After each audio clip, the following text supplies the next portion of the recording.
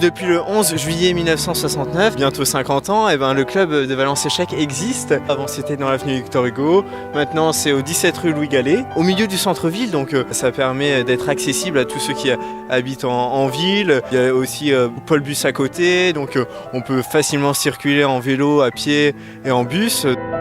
Des tout jeunes aux moins jeunes, on joue aux échecs. 3 ans que je joue aux échecs en tant que loisir personnel et c'est ma première année dans le club de Valence. C'est un sport intellectuel, donc le côté réflexion, tactique et stratégie est très intéressante. Il n'y a pas d'âge, on peut démarrer très tôt, très jeune et même gagner des personnes qui ont 50 ans, qui ont plus de 50 ans. Donc moi je dirais même que plus on est jeune, plus on est puissant.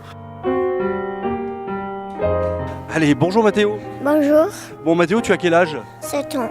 Bon, ça fait combien de temps que tu joues aux échecs là? 1 an et demi. T'as battu des grands déjà?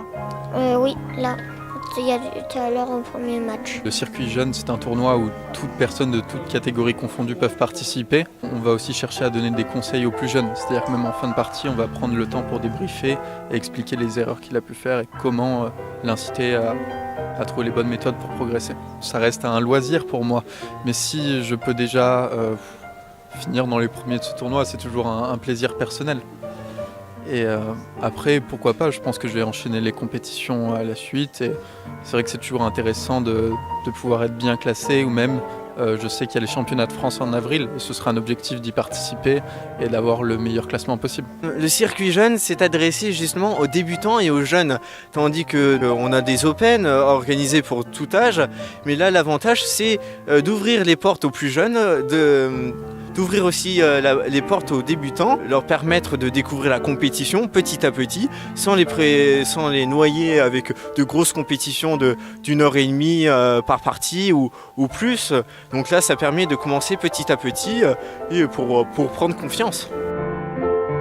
Moi, j'ai commencé à arbitrer au championnat de France jeune à Saint-Paul-Trois-Châteaux en 2013. Je suis passée d'arbitre club à arbitre fédéral Open 1.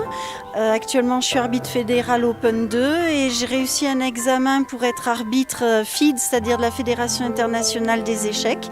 Et j'ai 2-3 normes d'arbitrage à réaliser pour me permettre d'être arbitre FIDE.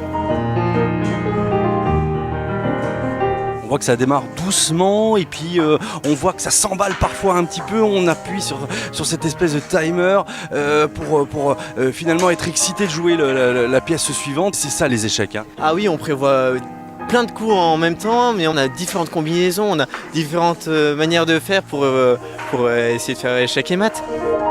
On peut imaginer la réponse de l'adversaire, mais on ne peut jamais savoir exactement ce qu'il va répondre. Et c'est super parce qu'on a une grande diversité. À la fin, quand on gagne ou quand on perd, on se dépêche de gagner ou on se dépêche de perdre finalement? Alors parfois c'est dans la précipitation, on arrive à avoir une petite erreur et du coup on se précipite dessus. Donc on a plutôt tendance en plus à aller plus vite et du coup comme on a une sorte de pression, on joue peut-être depuis 1 heure et puis du coup on a envie de gagner, on a envie d'en finir, mais c'est peut-être là où on commet une grande erreur et du coup on perd la partie. Combien de jeunes enfants de moins de 10 ans accueillent les échecs valentinois? On en a une dizaine, mais après encore une fois on essaye de faire la publicité, on essaye d'accueillir encore d'autres personnes, donc on va essayer même d'agrandir le club si c'est possible. On a d'autres projets en vue et il faut faire connaître le jeu des échecs. Il faut être passionné par les échecs parce que ça prend beaucoup de temps.